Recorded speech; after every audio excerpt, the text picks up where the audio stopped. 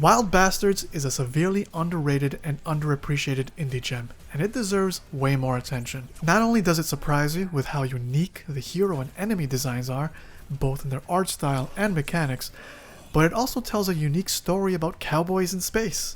And not just regular old cowboys, but all 13 of them are of different species ranging from aliens to robots and more. They each have their own unique weapon and special ability, their own unique personalities, and most surprisingly, their own unique relationships with each other that actually factor into the gameplay. When you start the game, you only have 2 of these cowboys, and the story is centered around Spider Rosa and Doc Casino. They are guided by a mysterious ship called the Drifter, and it helps them warp around the galaxy so they can try to find and resurrect every member in their gang, the Wild Bastards. The further you progress into the campaign, the grander everything gets, from the story developments to the elaborate showdowns you get into from galaxy to galaxy. And all of this culminates in the end to tell a thrilling story about justice, loyalty, and perseverance. Now, if you couldn't tell already, it's pretty clear that I absolutely love this game for its gameplay and its story. So much so that I'm willing to pivot away from my usual content on here to tell you guys all about it. If you're a subscriber or a returning viewer, you already know that pivots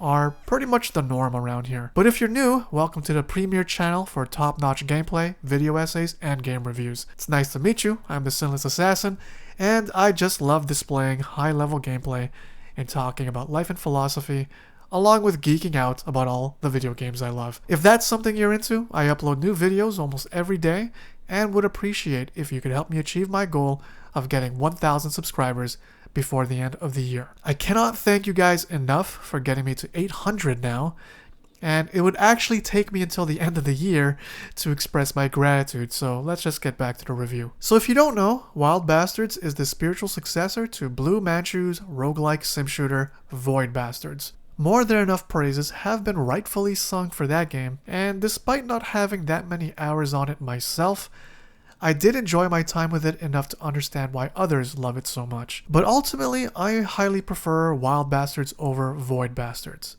And while they are constantly compared to each other, I am not going to do that here, because not only do I not want to make the same mistake I made in my Ravens Watch review featuring Diablo 2, as in sounding like I'm bolstering one game at the expense of another, while also trying my hardest to explain that that's not what I was doing, but also because I just don't have enough time and experience with Void Bastards to know it well enough to draw those comparisons. So with that said, let me walk you through my personal experience with Wild Bastards. As much as I love the story and gameplay now, that wasn't the case when I first got Wild Bastards. In fact, I actually wanted to refund it almost as soon as I got it, because I wasn't feeling the opening dialogue sequences, the short gunfights, and most especially the map navigation. Being the impatient gamer that I am, I just wanted to get into long and drawn out gunfights without having to listen to characters yap away and play a board game to get to those gunfights. Admittedly, some of the starting gunfights were so short and easy that I felt underwhelmed, and was hoping that I didn't rack up more than 2 hours of playtime so I can request a valid refund on Steam. But I stuck with the game because I did like the art style, and I did like how Rosa and Casino played with the respective weapons and ultimate abilities. And I'm glad that I didn't refund Wild Bastards, because the smoking gun that made me decide to keep this game was actually getting wrecked in a showdown. I can't remember which enemies they were, but they really gave me a run for my money. Literally. I actually took satisfaction in getting obliterated in this game, and that's what it took for me to fall in love with it, because it was in that moment that I learned that the enemies were well designed, and it created a deep-seated desire in me to understand how to fight them properly. The further I got into the campaign, the more riveting it was to encounter new enemy types, because their movement, behaviors, and attack patterns all have strategic counters in how you construct your Wild Bastards. Not only do you need to take into account whose weapons and abilities you need to utilize against specific enemies, but you also need to consider which bastards to pair with each other to take on specific enemy combinations. Now let's dive in a little deeper and delve into specific Wild Bastards and specific enemies, because there's a lot of them on each side. And I don't want to talk about them from a distant, abstract, and general perspective, because it's really in the finer details where this game shines. Starting simple, let's take a look at the most basic enemy, the kind that bored me at the beginning. The standard gun hand has a low fire rate, low damage output, and simply ducks in and out of cover to shoot at you. Any wild bastard can take them down with ease, but taking the first two starting bastards as examples, you can either shoot multiple times from mid-range with Spider Rose's 5-shooter pistols, or you can one-tap them in close range with Doc Casino's double-barrel shotgun. But then later on, you get annoying enemies like the Yellow Belly, who hides behind the shield and shoots through it with a sonic wave that pierces your armor. Spider Rosa and Doc Casino would have to weave in and out of cover to flank and shoot him behind the shield or over the shield from high ground if possible. But this could prove inefficient if other enemies are around to provide cover fire while the Yellow Belly retreats and repositions himself to take more shots at you from behind the shield. This is where wild bastards like Kaboom and Rawhide come in. Kaboom is an elderly apparition that throws dynamite in an arc, and so if you position yourself close enough and aim well enough, you can toss a stick of dynamite over the Yellow Belly's shield and blow his ass up to smithereens. Conversely, you can use Rawhide, which I believe is a robot that's operated by a swarm of squirrels and other critters living inside its body. I don't know. But like I said, unique characters.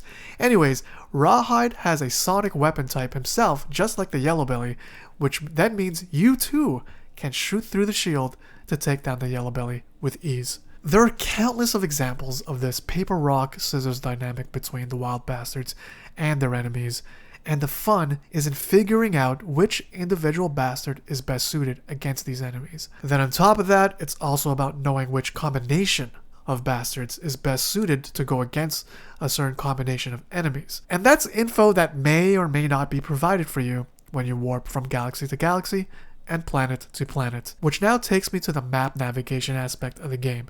It's something I didn't really like at first, even though I didn't mind how it was done in Void Bastards. In fact, Wild Bastards map navigation has so much more going for it, and that's what intimidated me about it at first.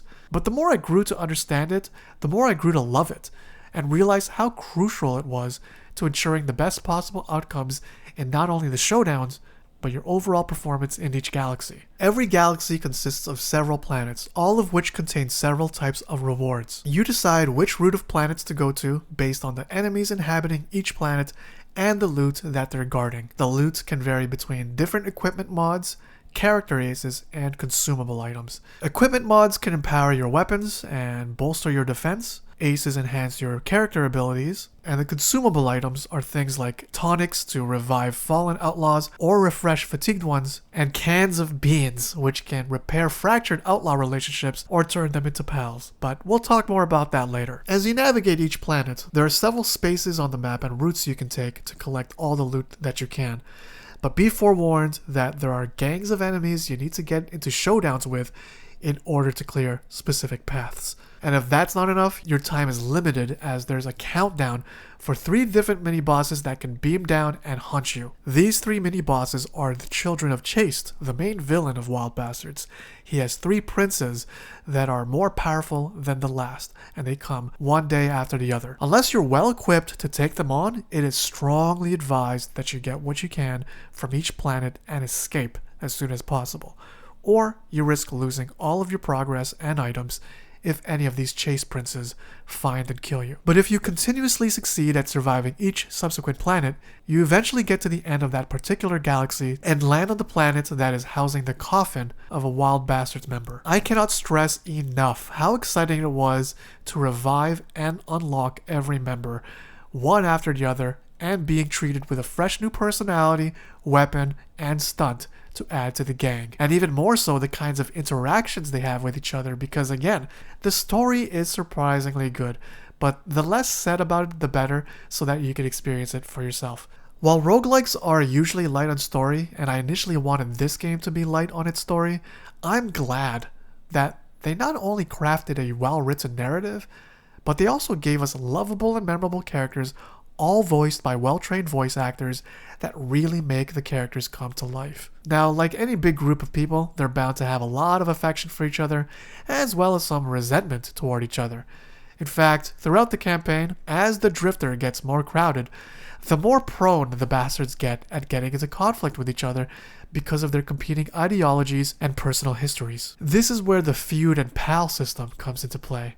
Throughout the story, the characters will begin to hate each other and start to feud with each other, which then leads to some characters refusing to beam down with each other. If you remember what I said about the paper rock scissors system between the characters and the enemies, you can pretty much draw the conclusion that you'll be greatly disadvantaged if two key characters are feuding with each other, because then some enemies will be harder to take down since you chose one character to deal with a certain enemy type on that planet, while neglecting the fact that that planet is also inhabited by another enemy type that a reluctant outlaw could have helped you out with. All hope is not lost though, as you can get these outlaws to share a can of beans with each other to repair the relationship and allow them to beam down together again.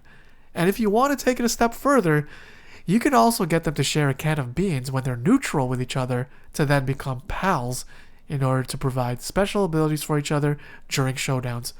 When one outlaw gets hurt, the other will provide some kind of buff, item, or ability to help change the tides of battle. While it probably would have been better if you could have an AI companion or play this game co-op, since bastards do go into showdowns in pairs, the PAL system offers some sense of camaraderie between the bastards expressed through gameplay.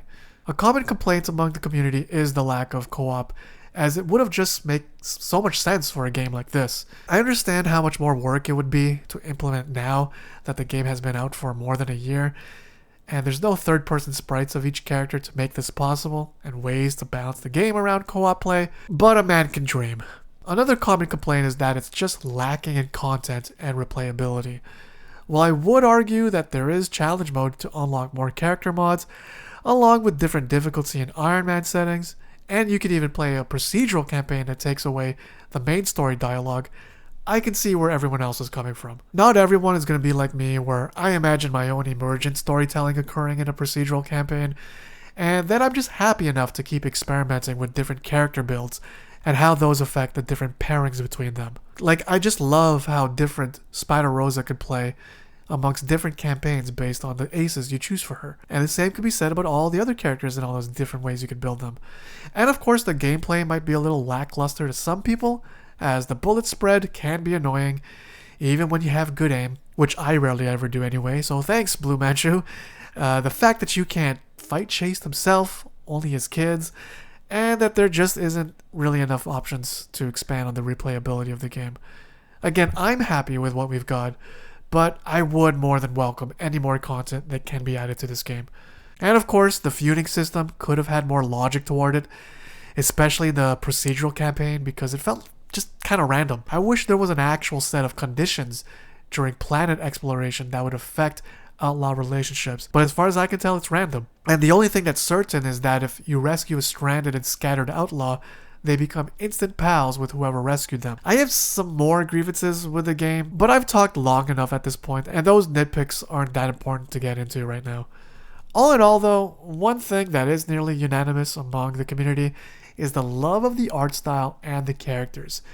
They give that comic booky, Saturday morning cartoon vibe, but set in a pretty mature and mildly edgy story. I personally think the story is mature and edgy enough to take seriously and enjoy, but doesn't overdo all that maturity and edginess for the sake of shock value. And again, the bigger themes about justice, loyalty, and perseverance are perfect for a game like this because it kind of mirrors the roguelike experience. Roguelikes are often unfair at first, and you need to find ways to tip things in your favor, which in this game's case involves knowing which outlaw pairings are best suited for certain jobs and having the perseverance to figure all that out.